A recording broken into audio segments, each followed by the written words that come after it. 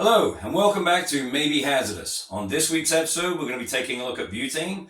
Now, we're using butane inside a disposable lighter like this, and we see it in two physical states in one container. That is, we have a liquid layer here, and we have a gaseous layer above it in what we call the ullage space. So how do we have two physical states of the same chemical in one container? Well, it comes down to the pressure. Now, when I'm talking about the pressure, I'm talking about vapor pressure. And to understand that, we have to go back to the boiling point. So butane has a boiling point of about 31 degrees Fahrenheit or minus 0.5 degrees centigrade.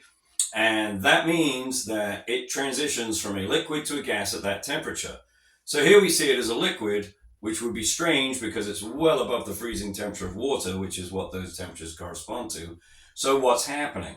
Well, it's under pressure. It's in this container, and the liquid is trying to turn into a gas. Now, the more gas it creates, the more pressure that exerts on the container. Now, when you raise the pressure on a gas, eventually it'll turn back to a liquid, and that is the vapor pressure. So for butane, the vapor pressure, that is that equilibrium state where liquid's trying to evaporate and gas is trying to turn back into the liquid. When they reach that same state, that is the vapor pressure for that chemical. Now, butane has a vapor pressure of about 35 psi, which is about 2 atmospheres. So it's about twice as pressurized as the atmosphere I'm in now. That is not a very high pressure. And that means that when I release some gas, there we go, the gas can off-gas out of the container. And as the gas leaves the container, more liquid evaporates to fill that space to maintain. What happens if I release all the pressure at once? So what I would have to do is, let me just take this apart and, well, first of all, what do you expect to happen? Do you think it's going to explode? Oh, no, it's not going to explode, but as I release the pressure by turning this interior wheel, you're going to see that it's not exploding, but it is boiling. Now remember, it turns from a liquid into a gas at 31 degrees Fahrenheit. So just below the freezing temperature of water. So what happens if I release all the pressure?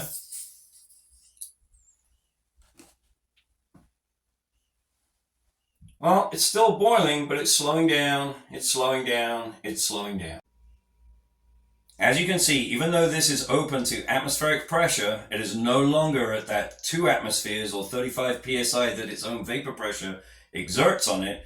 The butane has not suddenly all turned into gas. The reason for that is auto-refrigeration.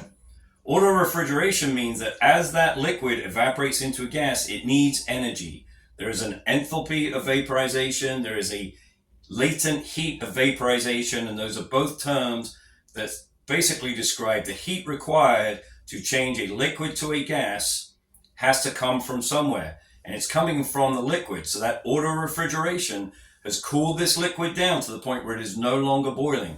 This liquid is now below 31 degrees Fahrenheit. So, what if I was to light the top of this? Well, it didn't explode. Why not? Well, you could probably see that in this ullage space here, you still have butane gas, but what you don't have is oxygen. As this gas is evaporating, as this liquid butane is evaporating, it's filling the space with butane. And if you remember your explosive limits, you have a lower explosive limit and you have an upper explosive limit. Now, the lower explosive limit for butane is 1.8%. The upper explosive limit is about 8.9%. So if you have a concentration of butane in the air that is greater than 8.9%, it's not going to burn because it's too rich. It needs more oxygen than the air can provide.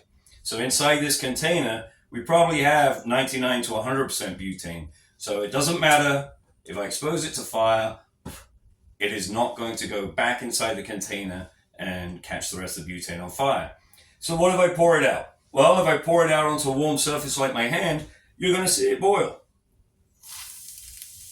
There we go. And I hope you can see that. It's bubbling away. And to prove it's the butane, there we go. And it's gone. Okay, so now we're going to take the experiment outside and we're going to do it on a larger scale. But just remember, the laws of chemistry and physics are still going to apply. If I take a can of butane and I puncture it, it is not going to explode because the pressure inside that can is 35 psi, or about 2 atmospheres, which is the equivalent to a bicycle tire It's really not an explosive pressure. Now, if I was to take another gas, a high pressure gas like oxygen, if you were to puncture a full oxygen cylinder, well, that could be under 2000 psi, and that could have a catastrophic failure of the container, sending shrapnel everywhere. Now, just because it's not going to explode, it doesn't mean it isn't dangerous. Remember, that is butane spewing out of the can, and if it finds an ignition source, especially if it was inside instead of outside, you're going to have a massive fireball. So definitely not something you want to play with. The other thing is that the fuel inside the can is not going to burn. That flame is not going to travel inside the can because the fuel's too rich. Remember that the upper explosive limit for butane is 8.9%, and inside the can it's at 100%, and there's no oxygen. So either way, it's not going to burn inside the can. That doesn't mean that there's not a danger from the flame though, because if the heat from that flame heats the can, well, now you've changed all the parameters. Now the liquid is going to boil even more vigorously. It's going to create more gas. It's going to create a higher pressure. And eventually, if that keeps going, you're going to create enough pressure that that gas ruptures the container. And now you have all of this high pressure flammable gas with an ignition source. You have yourself a bevy. So as we talked about inside, this butane, just because it's a larger container than the disposable lighter, it is still under the same vapor pressure. That is about 2 atmospheres or 35 psi, which is roughly the same as a tire. So I'm not expecting this to explode when I puncture it. There we go. Now, because all of that gas is trying to escape through a very small hole, you are going to get a good plume. But again, you can see the container didn't explode. So now what happens if I light it? Well, if I light it, you can see that the flame can't travel back inside because of the upper explosive limit. This is just butane inside this container. There's no oxygen. So, I'm going to come over to the camera and show you. But you can see that this container still has plenty of liquid butane inside. Auto-refrigerated, all of the liquid in here is now below 31 degrees Fahrenheit. There we go. So even though there's a significant amount of butane liquid in here, it's not instantly going to turn to gas, which is what you might expect. Now, if I was to pour it out, that would be a different story. That was fun. All right. So that's it for this week. Remember, this week we talked about vapor pressure. We talked about boiling point. We talked about the enthalpy of vaporization or the latent heat of vaporization. We talked about the lower and upper explosive limits. One thing to note that when you talk about auto-refrigeration, that applies for all compressed gases. As they off-gas, they're taking energy from somewhere as they expand.